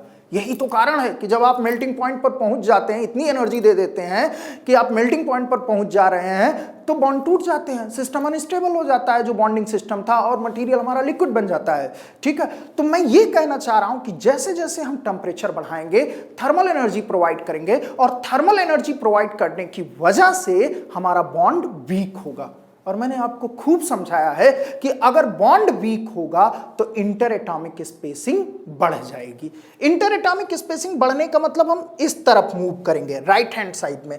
तो अगर हम राइट हैंड साइड में किसी सेमीकंडक्टर के लिए मूव कर रहे हैं, तो आप देखो बैंड गैप की वैल्यू डिक्रीज हो रही। तो इस पर्टिकुलर फिगर से जो हमने ड्रॉ किया है, हम एक बड़ा कंक्लूजन ये विड्रॉ कर सकते हैं कि किसी सेमीकंडक्टर में यदि टेम्परेचर बढ़ा रहे हैं तो इंटर एटॉमिक स्पेसिंग भी बढ़ेगी। इंटर एटॉमिक स्पेसिंग बढ़ेगी, और अगर इंटर एटॉमिक स्पेसिंग बढ़ेगी तो एनर्जी गैप की वैल्यू कम होगी। ठीक है, ये बात तो समझ में आ गई कि with increase in temperature this value will decrease. अब आप गेट में कई बार देखेंगे कि 1 मार्क में न्यूमेरिकल क्वेश्चन पूछ लिया है कि सिलिकॉन का वेरियस सपोज 300 केल्विन पर बैंड गैप की क्या वैल्यू है, या किसी अन्य टेम्परेचर पर बैंड गैप की क्या वैल्यू है, तो हमें एक न्यूमेरिकल रिलेशन भी चाहिए।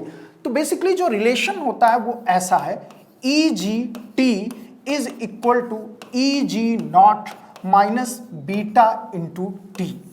यहां पर वेरियस टर्म्स का क्या मीनिंग है वो देखिए। EGT is energy gap at temperature T kelvin. EG0 is energy gap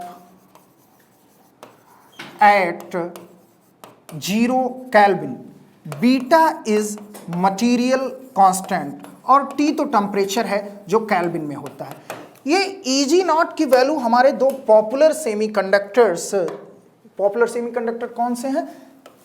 silicon के लिए EG0 0 केल्विन पर वैल्यू 1.21 इलेक्ट्रॉन वोल्ट होती है, और बीटा की वैल्यू हमारे पास होती है 3.6 इंटू 10⁻⁻⁴।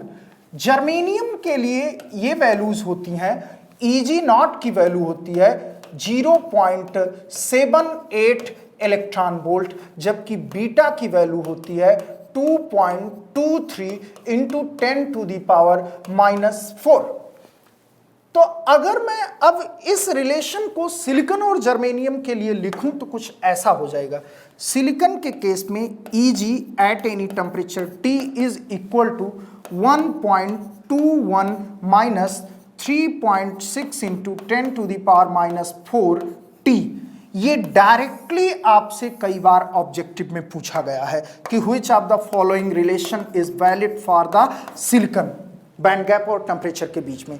इसी तरह से अगर मैं इसके लिए लिखूं जर्मेनियम के लिए, तो जर्मेनियम के लिए Eg at any temperature T is equal to 0.78 minus 2.23 into 10⁻⁻⁴ into T, temperature हमारा इंटू T, सो ये T टेम्परेचर हो जाएगा। This is the relation for the germanium. अब कई बार एक स्टेप और आगे चले जाते हैं। एक बड़ा पॉपुलर क्वेश्चन जो गेट में मैंने 1 मार्क में कई बार देखा हुआ है, IAS में भी कई बार पूछा गया, इलेक्ट्रिकल में बहुत बार पूछा गया, इंजीनियरिंग सर्विसेज में, वो ये कि रूम टेम्परेचर पर सिलिकॉन या जर्मेनियम के बैंड गैप की क्या वैल्यू होती है। तो रूम टेम्परेचर का मतलब हुआ बेटा 300 केल्विन। सो एट 300 अगर आपको कैलकुलेट करना है तो यहां पर Eg 300 केल्विन के लिए 1.21 माइनस 3.6 इंटू 10⁻⁻4 इंटू टी की वैल्यू 300 पुट कर दो, तो ये लगभग 1.12 इलेक्ट्रॉन वोल्ट आ जाएगा। तो the value of band gap at 300 kelvin is 1.12 electron volt for silicon. इसी तरह से जर्मेनियम के लिए T is equal to 300 kelvin पर अगर आप कैलकुलेट करना चाहते हो तो Eg 300 is equal to 0.78 minus 2.23 10⁻⁴ into 300. So this comes out as 0.72 electron volt approximately. ये Eg 300 की वैल्यू आ जाएगी, ठीक है, 300 केल्विन पर बैंड गैप की वैल्यू आ जाएगी। तो ये भी बड़ी पॉपुलरली पूछा जाता है, ये तो ज़्यादा पूछा गया है गेट में भी और ESC में भी, अन्य एग्जाम्स में भी आपने अगर दिए होंगे PSUs वगैरह के तो वहाँ भी देखा होगा कि सिलिकॉन का रूम टेम्परेचर पर बैंड गैप क्या होता है। एक और भी पॉपुलर क्वेश्चन है जो स्टेटमेंट्स में बहुत पूछा जाता है कि एट रूम टेम्परेचर किसके पास, जर्मेनियम या सिलिकॉन में से किसके पास कैरियर कंसंट्रेशन हायर होगी। कैरियर का मतलब अभी तक आप यहाँ इलेक्ट्रॉन ही मान के चलें, हालांकि होल्स भी होते हैं लेकिन अभी छोड़े उन्हें, मैं सिर्फ इलेक्ट्रॉन की ही अगर बात करूं तो आप देखें अगर टेम्परेचर सेम है, सपोज रूम टेम्परेचर है, तो थर्मल एनर्जी दोनों के लिए सेम होगी। बट जर्मेनियम का बैंड गैप कम है देन द सिलिकॉन, तो जर्मेनियम में कम बैंड गैप होने की वजह से सेम टेम्परेचर पर more number of electrons valence band से कंडक्शन बैंड में पहुंच जाएंगे, इसलिए कंडक्शन बैंड में कैरियर कंसंट्रेशन लार्जर होगी। तो germanium has greater carrier concentration at room temperature as compare to the silicon. ये भी आप आंसर दे सकते हैं। हमें जो बड़ा चीज यहां से, बड़ा पॉइंट हमें जो लेकर के चलना है वो ये है कि आप 0 केल्विन पर अगर ये वैल्यू देखें तो 0 केल्विन पर 1.2 है, जबकि 300 पर 1.1 है, यानी जब हम टेम्परेचर बढ़ा रहे हैं तो ये लगभग 0.1 का डिक्रीमेंट हो गया 300 केल्विन के लिए। इसी तरह से 0 केल्विन पर 0.78 है और 300 केल्विन पर 0.72 है। अगेन टेम्परेचर बढ़ाने पर गैप की वैल्यू कम हुई। तो जो स्टेटमेंट ये हमने आपको दिया था कि टेम्परेचर बढ़ाने पर एनर्जी गैप की वैल्यू कम होती है, वो इस रिलेशन से भी सेटिस्फाई हो रहा है। लेकिन एक जो बड़ी चीज ऑब्जर्व करेंगे वो ये कि 300 केल्विन के लिए 0.06 का चेंज या 0.1 का चेंज, यानी बहुत ज्यादा टेम्परेचर बढ़ाने पर माइनर चेंज हो रहा है गैप की वैल्यू में। ये इसलिए समझना जरूरी है कि हो सकता है किसी के दिमाग में ये आ जाए इस स्टेटमेंट को सुन करके कि अगर टेम्परेचर बढ़ाने पर गैप की वैल्यू कम हो रही है तो खूब सारा टेम्परेचर हम बढ़ा करके इंसुलेटर को भी सेमीकंडक्टर या कंडक्टर की तरह ऑपरेट करा ले। नहीं, ऐसा नहीं पॉसिबल है, क्योंकि इंसुलेटर में बैंड गैप बहुत ज्यादा है। तो 3-4 इलेक्ट्रॉन वोल्ट के बैंड गैप को ओवरकम करने के लिए कई हजार केल्विन टेम्परेचर बढ़ाना पड़ेगा, और उससे पहले ये मटेरियल अपने मेल्टिंग टेम्परेचर पर पहुंच करके इसका थर्मल ब्रेकडाउन हो जाएगा। तो किसी इंसुलेटर में टेम्परेचर बढ़ा करके हम बैंड गैप को खत्म कर सकें या इलेक्ट्रॉन को एक्साइट कर सके, इस बात की पॉसिबिलिटी बहुत ही कम है। इसलिए इंसुलेटर्स की कंडक्टिविटी पर टेम्परेचर का कोई खास फर्क नहीं पड़ेगा, लेकिन नैरो बैंड गैप होने के कारण सेमीकंडक्टर्स की कंडक्टिविटी पर टेम्परेचर का काफी ज्यादा असर पड़ेगा। तो अब आइए अपने क्वेश्चन के पास। क्वेश्चन का थर्ड स्टेटमेंट हमारा क्या था कि in semiconductors energy band gap यानी Eg, energy band gap increases with increase in temperature. No, ये तो गलत है। हमने अभी आपके साथ डिस्कस किया कि यदि हम टेम्परेचर को बढ़ा रहे हैं तो एनर्जी गैप की वैल्यू कम हो रही है। तो इसका मतलब स्टेटमेंट 3 सही नहीं है।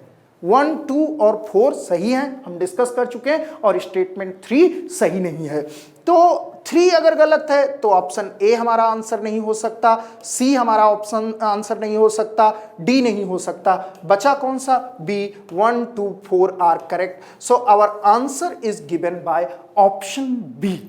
तो इस तरह से हम CTQ में किसी एक क्वेश्चन के थ्रू मल्टीपल कंसेप्ट को डिस्कस करना चाहते हैं। जैसे आप इसमें देखो तो हमने आपसे कई सारी चीजें डिस्कस की कि एनर्जी स्टेट क्या होता है, मॉलिक्यूलर ऑर्बिटल थ्योरी को भी पिक्चर में लेकर के आए, एनर्जी स्टेट्स की स्प्लिटिंग कैसे होती है, बैंड कैसे बनता है, बैंड पर टेम्परेचर का क्या असर पड़ता है, लैटिस कांस्टेंट का क्या असर पड़ता है, ये सारी चीजें हम लोगों ने डिस्कस किया।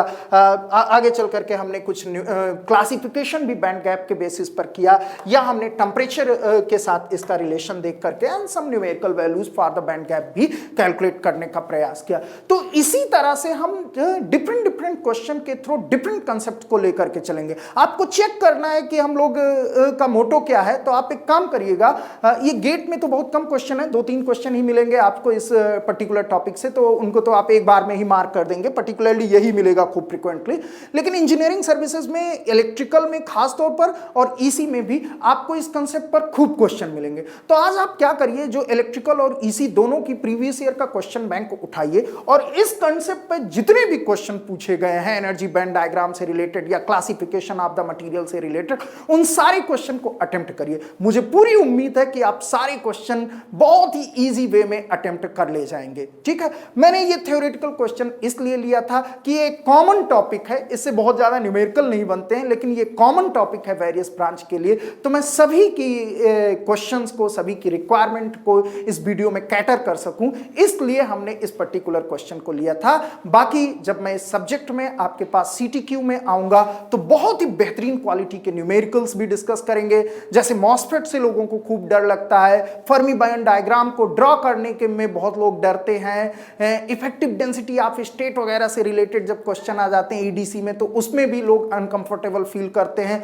मैंने उन सभी टॉपिक्स के लिए बहुत बेहतरीन क्वेश्चंस सेलेक्ट किए हैं और उन क्वेश्चंस के थ्रू एक एक टॉपिक को खोल खोल करके आपके सामने रखा जाएगा ताकि आप ब्यूटीफुली चीजों को सीख सकें और अच्छे से इस पर्टिकुलर सब्जेक्ट में कंफर्टेबल फील कर सकें। तो मैं इसी स्टूडेंट्स के साथ जो मिलूंगा जिस सब्जेक्ट में, उस सब्जेक्ट का नाम है इलेक्ट्रॉनिक डिवाइसेस एंड सर्किट, और ये हमारा आइडिया है इस पूरे कोर्स CTQ के पीछे। तो मैं उम्मीद करता हूं कि आप सभी से मुलाकात होगी कंसेप्ट थ्रो क्वेश्चंस में।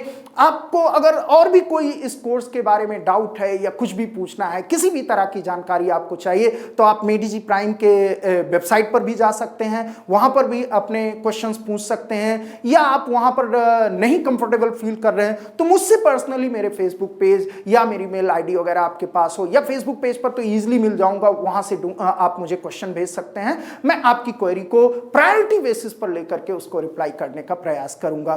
थैंक्स फॉर वॉचिंग मी, बहुत अच्छा लगा। मैं डिजिटल मीडियम्स पर पहली बार आप लोगों के सामने आया हुआ हूं इस तरह से क्वेश्चंस के लिए। मैं ये सोच रहा था कि पता नहीं मैं कैमरे के सामने कंफर्टेबल हूं या ना हूं, लेकिन बहुत ही अच्छा लगा।